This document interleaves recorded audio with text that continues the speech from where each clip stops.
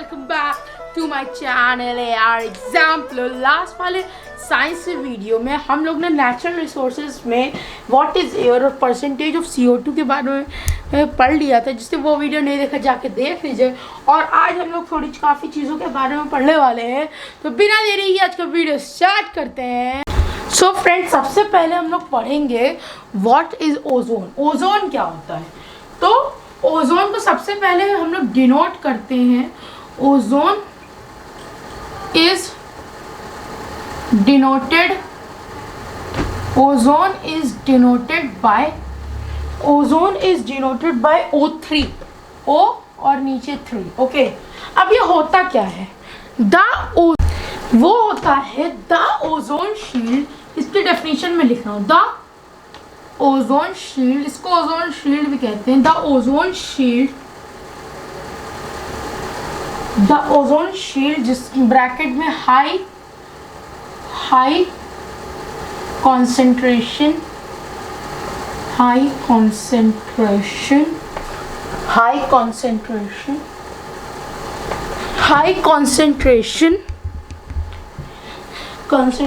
of ozone layer of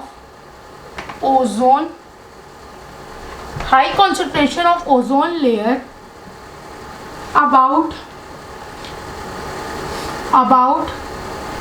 18 to 50 kilometer above the surface of the earth,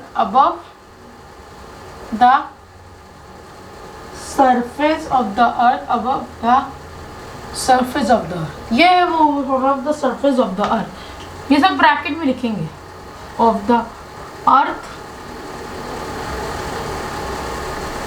of the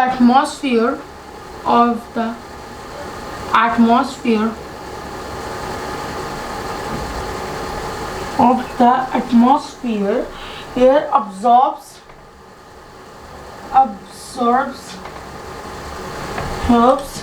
of most of the ultraviolet radiation,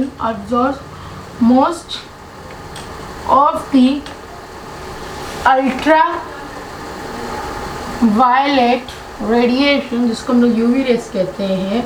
ultraviolet radiations, जिसको UV rays भी कहा जाता है, coming from the सन।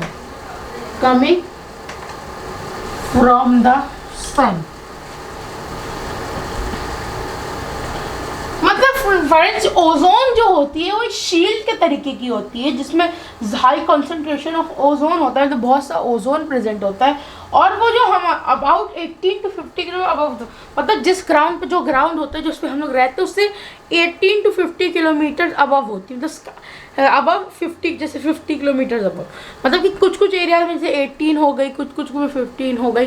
तो एक shield की तरह अर्थ को प्रोटेक्ट करती है with the harmful ultraviolet rays, UV rays. तो जैसे एक शील्ड है, और ये जो सन से आती है अल्ट्रावायलेट रेज, वो उसको, ये जो लेयर है ओजोन लेयर, उसको जो ओजोन शील्ड भी कहते हैं, उसको प्रोटेक्ट करती है। ओके, जो सन से आती है वो उसका होता है, जैसे ये जैसे एक शील्ड है, ये ओजोन शील्ड है मेरा हाथ, और ये सन की अल्ट्रावायलेट रेज है, वो इस पर लड़ेंगी तो वो रिफ्लेक्ट हो जाएंगी, तो वो वापस चली जाएंगी। तो वही करता है ओजोन लेयर, हमारा काम ओजोन। ओके, समझ गए फ्रेंड्स? अब फ्रेंड्स, नेक्स्ट चीज़ हम लोग पढ़ेंगे विंड के बारे में। तो विंड बड़ा आसान है, मूवमेंट।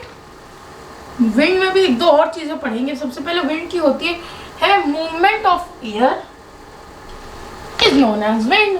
मतलब एयर का जो मूवमेंट होता है, कि जो एयर जैसे नॉर्थ के डायरेक्शन में फ्लो कर रही है, फ्लो क्या एयर नॉर्थ के डायरेक्शन में है, मूव कर रही है, known as wind.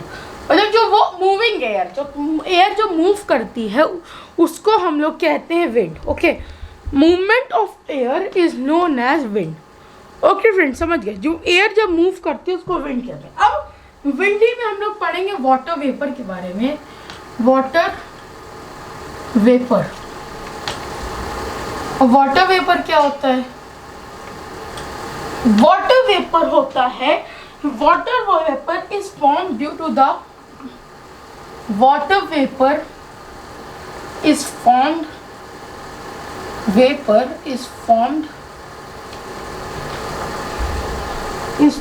due to the due to the heating of water bodies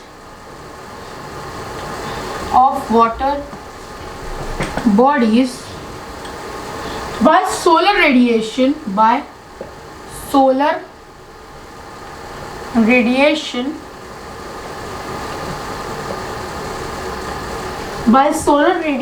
as well as by the activities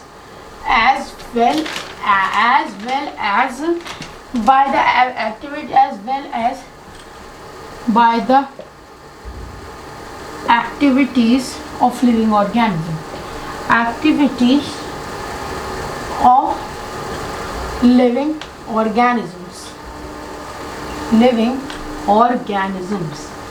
मतलब ये वाटर वेपर्स वो होते हैं जो वाटर वेपर फॉर्म जो होते हैं वो तब होते हैं जब जैसे मैं आपको बताते पहले definition, water vapour is form due to the heating of water bodies.